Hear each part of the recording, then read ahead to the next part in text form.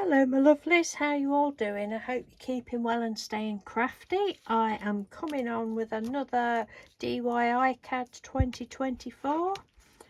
I'll leave the link to that in the description box. Today's prompt was number 39 and it was Fringe. So this is what I've created for Fringe. I've got a big A4 sheet of glossy card, and looking at that, I think it was pixie powders that I'd put on it. I have so many papers from ages ago, years ago, that I can't remember what they were because I don't write on the back of them for most of the time, but I think it looks as though it was pixie powders or brushos or something, probably brushos, I don't know, something like that. So I've got that for the base, and this was another big piece somewhere from off of the packaging that when Trudy sent me something a couple of weeks ago. It's not washi tape, what's it called? Duct tape. It's duct tape. I always save it. Trudy always puts duct tape on her parcels and I always save it, and I do use it in my projects.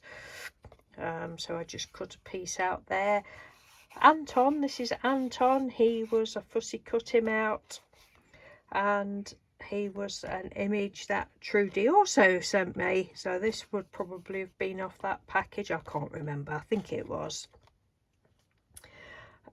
And I thought the colours matched, and then I just printed the words off. Anton cut his own fringe. I couldn't think of anything quirky, so but I think Anton is quite quirky, and that's not a pair of scissors, is it, that he cut his fringe with?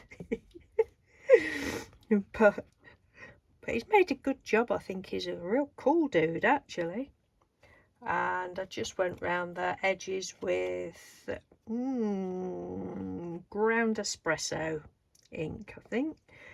So that's another one I quite like. Well, I do like very much actually. So thank you Trudy for the images and the duct tape. They've come in fantastic, and I'm really enjoying fussy cutting them all out. Okay then, thank you for watching. Take care, and I will speak to you tomorrow. Bye.